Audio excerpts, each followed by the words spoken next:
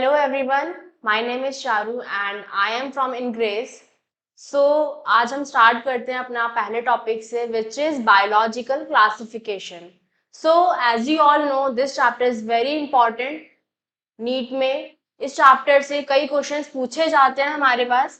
अगर बात करें नीट की तो हर साल इस चैप्टर से लगभग 3 या 4 क्वेश्चन से पूछे जाते हैं. So this chapter has a weightage. ठीक है, तो इसको स्टार्ट करते हैं. आज जो हम टॉपिक्स करेंगे बेटा आज वो हम क्या क्या करेंगे, हम क्लासिफिकेशन सिस्टम से स्टार्ट करेंगे. एज वी ऑल नो बहुत सारे क्लासिफिकेशन सिस्टम्स दिए गए हैं, तो उसमें हम स्टार्ट करेंगे. सबसे पहला हम पढ़ेंगे एरिस्टोटल ने क्या किया, किस तरीके से क्लासिफाई करा ऑर्गेनिजम्स को. Then we will study classification system of Linnaeus and then R H. Whittaker ने किस तरीके से क्लासिफाई करा ऑर्गेनिजम्स को. And after that Carl Woese का हम क्लासिफिकेशन सिस्टम डिस्कस करेंगे. ठीक है, और उसके बाद हम करेंगे कुछ किंगडम मोनेरा का कुछ पार्ट जिसमें हम उसकी कुछ बेसिक डिटेल्स या बेसिक क्या उसके ऑर्गेनिजम्स में होता है, कैरेक्टरिस्टिक्स क्या होते हैं, ठीक है, वो डिस्कस करेंगे. तो आइए स्टार्ट करते हैं. तो सबसे पहले देखते हैं बेटा अरिस्टोटल ने किस तरीके से क्लासिफिकेशन सिस्टम अपना डिस्क्राइब किया. Aristotle was the first scientist जिसने क्लासिफिकेशन सिस्टम बनाया. ठीक है, उसने किस तरीके से ऑर्गेनिजम्स को क्लासिफाई करा, उसने क्लासिफाई करा प्लांट्स एंड एनिमल्स में अपने क्लासिफिकेशन सिस्टम को. ठीक है, तो उसने 2 ग्रुप बनाया. एरिस्टोटल ने क्या किया, 2 ग्रुप्स बनाए. एक बना दिया बेटा प्लांट्स का और एक बना दिया अपना एनिमल्स का. He was the earliest to attempt a more scientific basis of classification. ठीक है, उसने मॉर्फोलॉजिकल कैरेक्टर्स को उठाकर मॉर्फोलॉजिकल कैरेक्टर्स को स्टडी करके प्लांट्स को क्लासिफाई करा. अगर मैं बात करूं प्लांट्स की तो प्लांट्स में बेटा उन्होंने किस तरीके से क्लासिफाई करा, उन्होंने प्लांट्स को क्लासिफाई कर दिया into trees, shrubs and herbs. ठीक है, तो प्लांट्स को इस तरीके से उन्होंने क्लासिफाई कर दिया इनटू ट्रीज, फिर उन्होंने लिखा श्रब्स, फिर उन्होंने बताया कि प्लांट्स में कुछ हर्ब्स भी पाए जाते हैं. ठीक है, तो उन्होंने ये बताया कि भाई प्लांट्स को क्लासिफाई कर दिया ट्रीज, श्रब्स एंड हर्ब्स में. फिर उन्होंने एनिमल्स को किस तरीके से क्लासिफाई करा, तो बेटा उन्होंने एनिमल्स को क्लासिफाई कर दिया इनटू 2 कैटेगरीज. और वो कैटेगरीज किस बेसिस पे बनाई, ऐसे ऑर्गेनिजम्स जिनके अंदर आरबीसी प्रेजेंट होते हैं, red blood cell is present, और ऐसे ऑर्गेनिजम्स जिनके अंदर red blood cell is not present. तो उन्होंने एनिमल्स को इस तरीके से कैटेगराइज करा. तो भाई लिखा है use simple morphological characters to classify plants into trees, shrubs and herbs. ठीक है, और एनिमल्स को किस तरीके से क्लासिफाई करा इनटू 2 ग्रुप्स, और वो कौन कौन से थे, those which had read blood and those that did not. ठीक है, जिनके अंदर रेड ब्लड सेल थे, रेड ब्लड था, और जिनके अंदर नहीं था. तो उसने एनिमल्स को 2 ग्रुप्स में इस तरीके से क्लासिफाई करा. ठीक है, तो देखिए वही दिखा रखा है, प्लांट्स को on the basis of morphological characters describe किया है. पहले क्लासिफाई करा ट्रीज, बड़े बड़े ट्रीज में, देन श्रब्स एंड कुछ प्लांट्स को उसने हर्ब्स में कैरेक्टराइज कर दिया. ठीक है, अगर एनिमल्स की बात करें तो उसने क्या किया, दोज एनिमल्स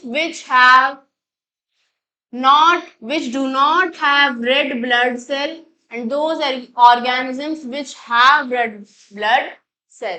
तो इस तरीके से उसने एनिमल्स को भी क्लासिफाई कर दिया. ठीक है, तो एरिस्टोटल ने कैसा किंगडम दिया,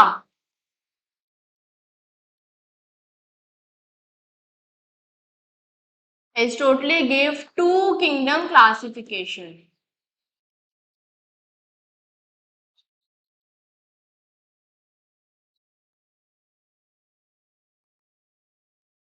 ठीक है, आगे बढ़ते हैं। Then came Linnaeus. ठीक है बेटा, लीनियस एक ऐसे साइंटिस्ट थे जिनको हम फादर ऑफ टेक्सोनॉमी भी बोलते हैं। ठीक है, it is very important. Linnaeus was a scientist which is also known as father of taxonomy. ठीक है, इनको हम फादर ऑफ प्लांट टेक्सोनॉमी भी बोलते हैं और फादर ऑफ एनिमल टेक्सोनॉमी भी इनको बोला जाता है। क्यों? क्योंकि he also gave two kingdom classification. उन्होंने भी टू किंगडम क्लासिफिकेशन दिया। और उन्होंने किस तरीके से ये किंगडम बनाए? उन्होंने क्लासिफाई करा ऑर्गेनिजम्स को इनटू प्लांट्स एंड एनिमल्स।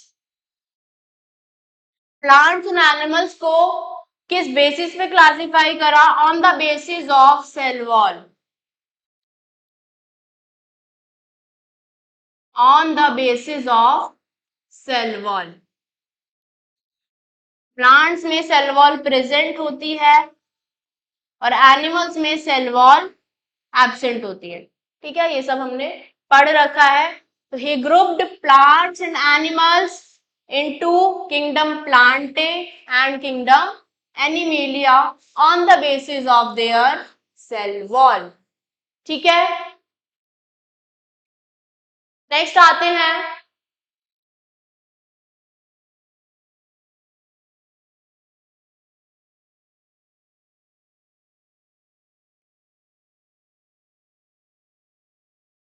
ये जो उन्होंने बेटा टू किंगडम क्लासिफिकेशन बनाए, इनके क्या डीमेरिट्स थे जिसकी वजह से ये डिस्कार्ड हो गए? ठीक है, जिसकी वजह से हमें आगे और स्टडी करनी पड़ी।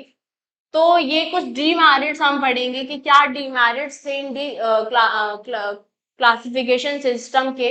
देखो, ये दो किंगडम क्लासिफिकेशन जो है, इसने क्या किया? प्रोकैरियोट्स और यूकैरियोट्स को साथ में सेम किंगडम में रख दिया। इसने क्या किया? प्रोकैरियोट्स और यूकैरियोट्स को बेटा साथ में रख दिया in same kingdom, which was not correct. तो प्रोकैरियोट्स में फॉर एग्जांपल हमारे बैक्टीरिया और ब्लू ग्रीन एल्गी आते हैं, और यूकैरियोट्स में हमारे फंजाई, मॉसिस, ब्रायोफाइट्स, रीडोफाइट्स ये सब आ जाते हैं। जिम्नोस्पर्म्स एंड एंजियोस्पर्म ये सब क्या है? यूकैरियोट्स हैं। तो उसमें इसने सेम किंगडम में ही दोनों ऑर्गेनिजम्स को रख दिया। ठीक है, तो ये सही नहीं था, तो it was a demerit. Second चीज क्या डीमेरिट थी इस किंगडम क्लासिफिकेशन सिस्टम की? ये इन टू किंगडम क्लासिफिकेशन सिस्टम में क्या किया? यूनिसेलुलर और मल्टी सेलुलर ऑर्गेनिजम्स को भी सेम क्लासिफिकेशन सिस्टम में या किंगडम में रख दिया गया। कैसे? जैसे कि unicellular organism, for example Chlamydomonas हमारा क्या है? यूनिसेलुलर ऑर्गेनिज्म है। क्लोरेला, ठीक है, इन यूनिसेलुलर ऑर्गेनिज्म को मल्टी सेलुलर ऑर्गेनिजम्स के साथ रख दिया गया। For example spirogyra. ठीक है, दूसरी चीज क्या हुई? पहला तो प्रोकैरियोट्स और यूकैरियोट्स को सेम किंगडम में रख दिया। दूसरी चीज क्या रही? कि unicellular and multicellular organisms were placed in the same kingdom under algae because they have cell wall. ठीक है, तो it was also not correct. So we find it as a demerit of two kingdom classification system. ठीक है, next आते हैं। This classification did not differentiate between heterotrophic fungi and autotrophic green plants. ठीक है, इसने क्या किया? It does not differentiate between heterotrophic fungi and autotrophic plants. ठीक है, उनको सेम कैरेक्टरिस्टिक फीचर की तरह ट्रीट किया गया। So this also showed a characteristic difference in their cell wall. हमें पता है कि फंजाई की सेल वॉल किससे बनी होती है? काइटिन से या चिटिन, ठीक है। जबकि प्लांट्स की सेल वॉल किससे बनी होती है? सेलुलोज, ठीक है। इन दोनों की सेल वॉल अलग अलग है, फिर भी इनको सेम किंगडम में प्लेस किया गया, ठीक है। नेक्स्ट डीमेरिट क्या था? जो यूग्लिना हमारा ऑर्गेनिज्म है, इसकी पोजीशन कुछ फिक्स्ड नहीं थी, ठीक है। इसको किसी भी किंगडम में प्लेस करने के लिए जो कैरेक्टरिस्टिक्स थे वो फाइंड नहीं किए गए, और इसकी यूग्लिना की जो पोजीशन थी वो भी किसी भी सिस्टम में फिक्स्ड नहीं थी, तो ये भी हमारा एक डीमेरिट था। लास्ट क्या था बेटा? इन टू किंगडम सिस्टम, जो पैरामीशियम एंड अमीबा थे हमारे, they were placed in Animalia because their cell wall is absent. Paramecium और अमीबा को किस में रख दिया गया? प्लांट एनिमल किंगडम में, ठीक है। क्यों?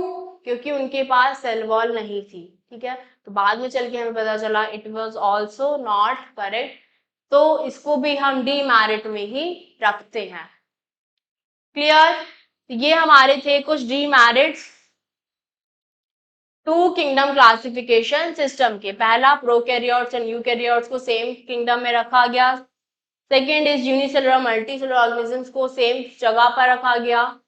फंजाई प्लांट्स की सेल वॉल अलग थी, फिर भी उनको सेम किंगडम में रखा गया। यूग्लिना की पोजीशन फिक्स नहीं थी, एंड पैरामीशियम और अमीबा को एनिमल किंगडम में रख दिया गया, ठीक है। तो ये सारे हम डीमेरिट्स देखते हैं टू किंगडम क्लासिफिकेशन सिस्टम की, ठीक है। टू किंगडम क्लासिफिकेशन सिस्टम आया। अब हमारे साइंटिस्ट आए R.H. विटेकर, ठीक है, मोस्ट इंपॉर्टेंट। इन्होंने क्या किया? R.H. विटेकर ने ही क्या दिया हमें? 5 किंगडम क्लासिफिकेशन सिस्टम दिया, जिसमें उन्होंने किस तरीके से किंगडम्स बनाए। He defined this kingdoms named as Monera, Protista, Fungi, plant and Animalia, जिनको हम अब तक स्टडी करते हुए आ रहे हैं, ठीक है। तो इन्होंने 5 किंगडम क्लासिफिकेशन सिस्टम दिया। किसने दिया बेटा? R.H. विटेकर ने, in the year 1969। This is also important, ठीक है। ईयर इंपॉर्टेंट है, क्यों? क्योंकि एनसीईआरटी में गिवन है, तो क्वेश्चन हमारा इसमें आ सकता है, ठीक है। R.H. विटेकर ने किस बेसिस पे ये 5 किंगडम बनाए? क्या बेसिस था जिसकी वजह से उन्होंने ये 5 किंगडम बनाए? तो क्या बेसिस था? पहला था, उन्होंने देखा कि जो ऑर्गेनिजम्स है उसका सेल स्ट्रक्चर कैसा है, क्या वो यूनिसेलुलर है या मल्टी सेलुलर है। सेकेंड चीज उन्होंने क्या देखी? थैलस ऑर्गेनाइजेशन, ठीक है, या फिर बॉडी ऑर्गेनाइजेशन कैसा है, ठीक है। थर्ड चीज उन्होंने देखा कि जो ऑर्गेनिजम्स हैं उनका मोड ऑफ न्यूट्रिशन कैसा है। कई तरीके के हो सकते हैं, ऑटोट्रॉफिक, हेट्रोट्रॉफिक, ठीक है। ऑटोट्रॉफिक में भी कई टाइप्स होते हैं जिनको हम आगे स्टडी करेंगे। फोर्थ चीज उन्होंने क्या देखी कि रिप्रोडक्शन का मेथड कैसा है ऑर्गेनिजम्स का, ठीक है। And fifth is phylogenetic relationship, it is also important. Phylogenetic relationship मतलब evolutionary relationship,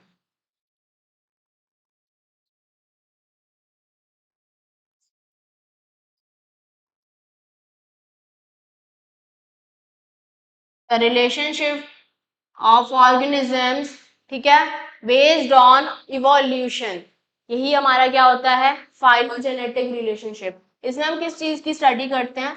we study DNA and RNA, ठीक है, किस तरीके से उसमें चेंजेस आ रहे हैं ऑर्गेनिजम्स में जनरेशन टू जनरेशन। तो ये कुछ 5 कैरेक्टरिस्टिक्स थे, बेसिस थे क्लासिफिकेशन सिस्टम के, जिसको देखकर R.H. विटेकर ने अपना 5 किंगडम क्लासिफिकेशन सिस्टम हमें दिया। नेक्स्ट आते हैं ये 5 किंगडम क्लासिफिकेशन सिस्टम तो हम स्टडी करते ही हैं, बट एक साइंटिस्ट और आए जिनका नाम था कार्ल वूज। कार्ल वूज ने हमें 6 किंगडम क्लासिफिकेशन सिस्टम दिया। ठीक है, कितने किंगडम बेटा? Divides kingdom Monera. किस तरीके से दिया उन्होंने 6 क्लासिफिकेशन सिस्टम? उन्होंने मोनेरा को भी डिवाइड कर दिया into Archie bacteria and you bacteria. ये देखो, इन्होंने मोनेरा को भी डिवाइड कर दिया। मोनेरा में यू बैक्टीरिया और आर्की बैक्टीरिया को भी बेटा डिवाइड कर दिया। और यू कैरियोट्स तो हमारे थे ही Protista, Fungi, Plantae and Animalia. ठीक है, ये 4 किंगडम तो थे ही हमारे पास। साथ में उन्होंने आर्की बैक्टीरिया को अलग डोमेन की तरह ट्रीट करा। ठीक है, तो इस तरीके से उन्होंने 6 किंगडम क्लासिफिकेशन सिस्टम हमें दिया। तो यही उन्होंने लिखा है 3 डोमेन क्लासिफिकेशन सिस्टम। किस बेसिस पे दिया? On the basis of there are RNA sequences. ठीक है, ये इंपॉर्टेंट है। On the basis of there are RNA sequences.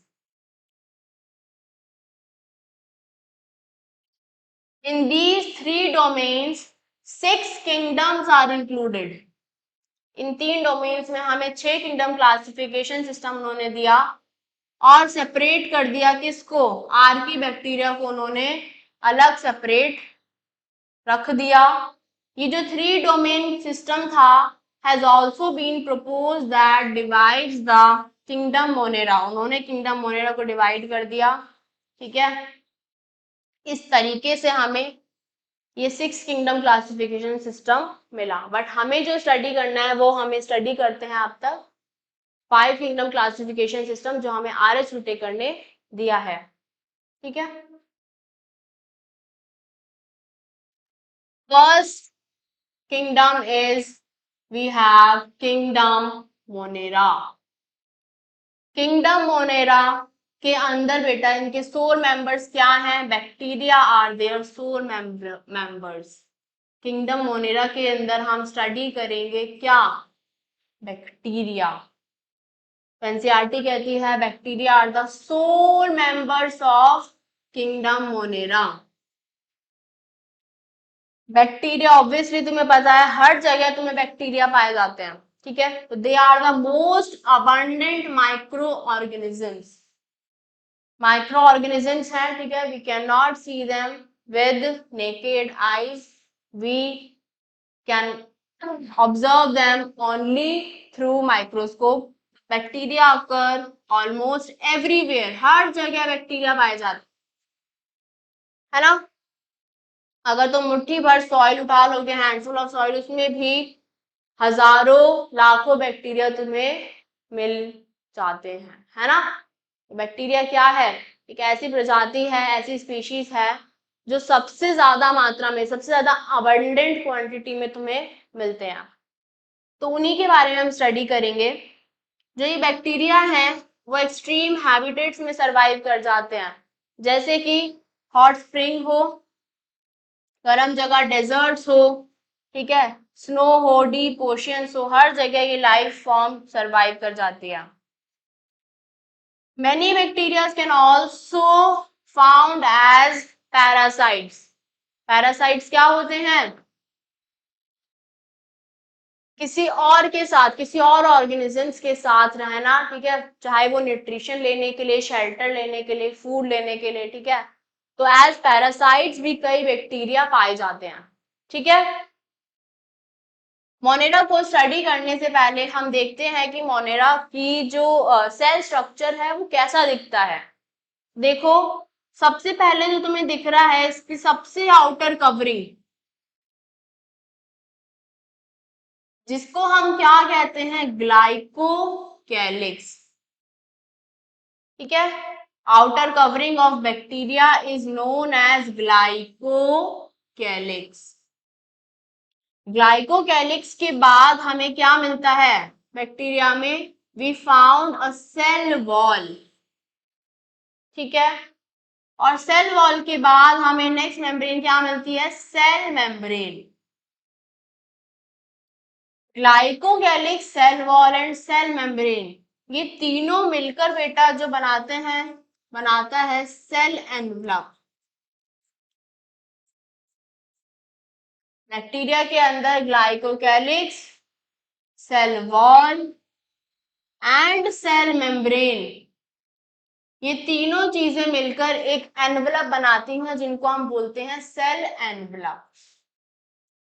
ठीक है, तो क्वेश्चन आ जाएगा कि सेल एनवलप के अंदर क्या क्या चीजें होती हैं। तो we have glycocalyx, cell wall and cell membrane. ठीक है, पेरीप्लाज्मिक स्पेस, पेरीप्लाज्मिक स्पेस क्या है? सेल वॉल और सेल मेम्ब्रेन के बीच का स्पेस, ये वाला स्पेस,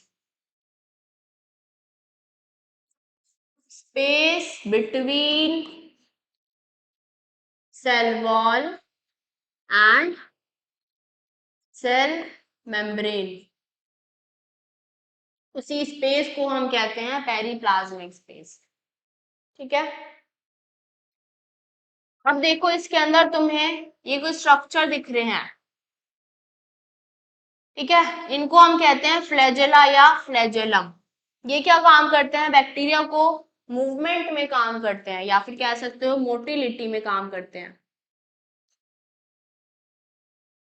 मोटिलिटी और मूवमेंट में ये फ्लैजेला काम करता है बैक्टीरिया के लिए।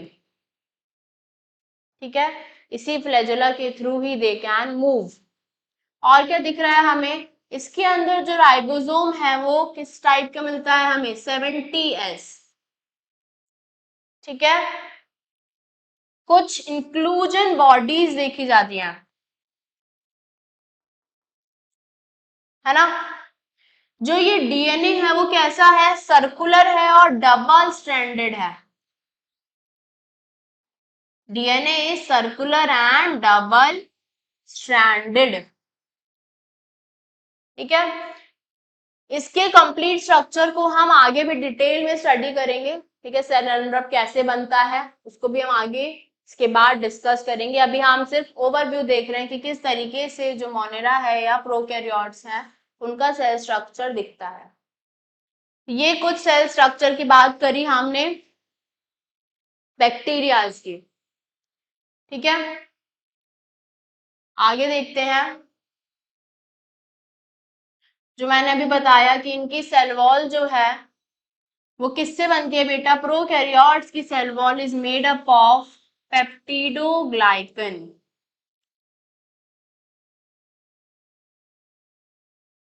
And this peptidoglycan is formed from two things, which is polysaccharides and amino acids. ठीक है, पेप्टिडोग्लाइकन क्या है? पेप्टिडोग्लाइकन इज अ सब्सटेंस जिससे सेल वॉल बनी है हमारी प्रोकैरियोट्स की। वही लिखा है, cell wall of prokaryotes is made up of peptidoglycan and peptidoglycan is made of polysaccharides and amino acids. ठीक है, clear. Next we have cell wall हो गई हमारी, then we have cell membrane. तो सेल मेम्ब्रेन किसकी बनी है? इनकी किस चीज से बनी है बैक्टीरिया की सेल मेम्ब्रेन? तो cell membrane is made up of lipoproteins.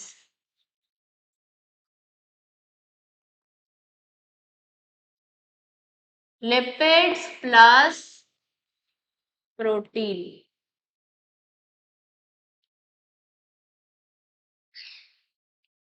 Cell wall हमारी बनी है पेप्टिडोग्लाइकन से। Peptidoglycan is made up of polysaccharides and कुछ अमीनो एसिड से मिलकर पेप्टिडोग्लाइकन बनता है। ठीक है, सेल वॉल की बात करें तो ये हो गई हमारी। सेल मेम्ब्रेन की बात करें तो it is made up of lipoproteins, है ना। It is made up of lipoproteins. Lipoproteins किस चीज के बने होते हैं? Lipids and proteins. ठीक है।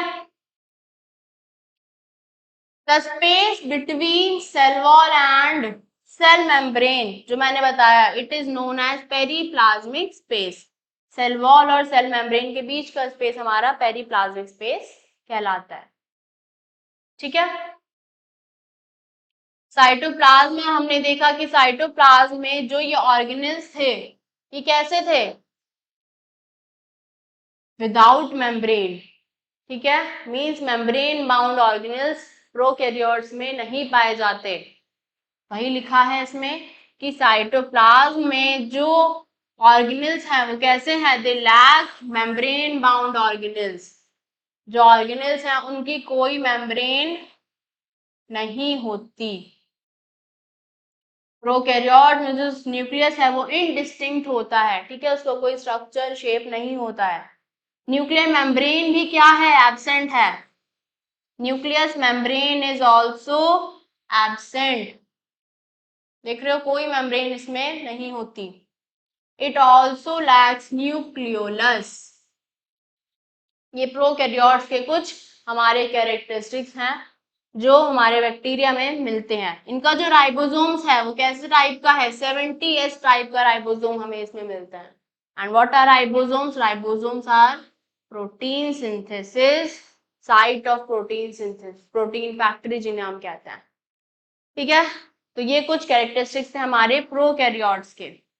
सेल वॉल हमने देखी, सेल मेम्ब्रेन, सेल वॉल और सेल मेम्ब्रेन के बीच का स्पेस क्या कहलाता है? Periplasmic space. ठीक है, सेल वॉल प्रोकैरियोट्स की किससे बनी होती है? तो बता दोगे किससे बनी होती है? पॉलीसेकेराइड से। ठीक है, एंड अमीनो एसिड से। सेल मेम्ब्रेन किससे बनी होती है? लिपिड्स एंड प्रोटीन से मिलकर बनी होती है। इनको हम दोबारा स्टडी करेंगे, डिटेल स्टडी करेंगे इसके बाद। ठीक है, अगर बात करें कि प्रोकैरियोट्स में जो बैक्टीरिया है वो कितने कितने शेप्स या किस टाइप की शेप्स के मिलते हैं, तो बेटा पहला हमें मिलता है कोकस, कोकाई जिसे हम बोलते हैं। ठीक है, and second we have bacilli या bacillus. Third we have spirilla या spirillum. And fourth we have vibrio या फिर वाइब्रियम ही इसे हम कहते हैं। तो ये चार शेप है बैक्टीरिया की। ठीक है, कोकस तुम्हें देख रहे हो किस शेप का दिख रहा है बेटा? Obviously it is spherical in shape, है ना। बैसिलस किस शेप का दिख रहा है बताओ? बैसिलस इज रॉड शेप्ड, है ना।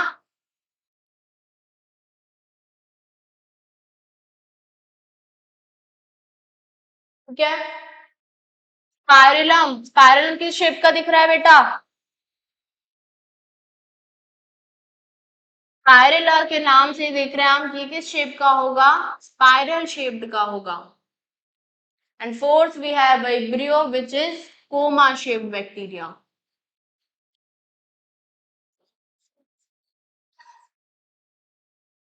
तो ये कुछ चार शेप के बैक्टीरिया हमें मिलते हैं किसमें? प्रोकैरियोट्स में। पहला है हमारा कोकस, स्फेरिकल शेप्ड है जिसकी। सेकंड वी हैव बेसिलस जिसकी रॉड शेप्ड है। स्पाइरला जिसकी स्पाइरल शेप्ड है। And vibrio is comma shaped. ठीक है, ये लर्न होना चाहिए, ये पूछा जाता है एग्जाम में। अगर बात करें इनके एग्जाम्पल्स की तो देखो, जो स्फेरिकल कोकस है उसका एग्जाम्पल क्या है? Streptococcus bacteria. अगर रॉड शेप्ड की देखें, रॉड शेप्ड का एग्जांपल है एस्चेरिचिया कोलाई। ठीक है, ई कोलाई भी जिसे हम कहते हैं।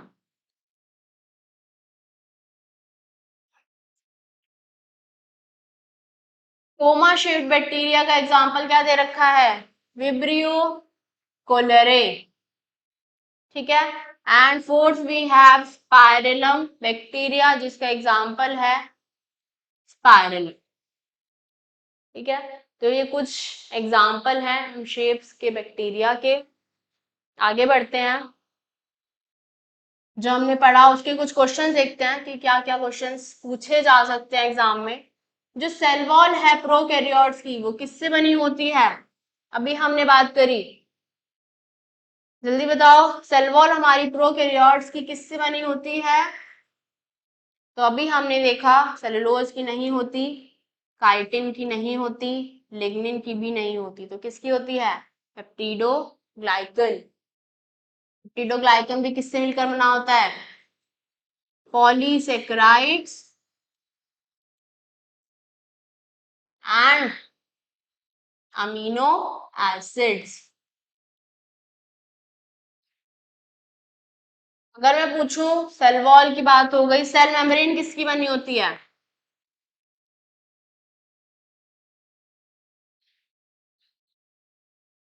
सेल मेम्ब्रेन ऑफ प्रोकैरियोट्स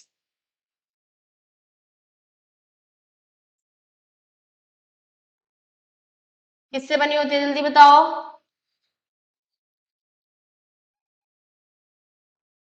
तो सेल मेम्ब्रेन हमारी बनी होती है किसकी? लिपोप्रोटीन्स की।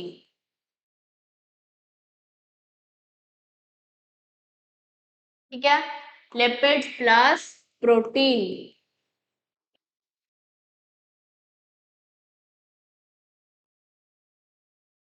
क्लियर?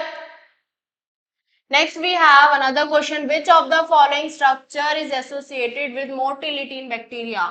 इनमें से क्या चीज बैक्टीरिया को मूवमेंट में हेल्प करती है? सेल वॉल, पिल्लाई, ग्लाइकोकैलिक्स या फिर फ्लैजेला?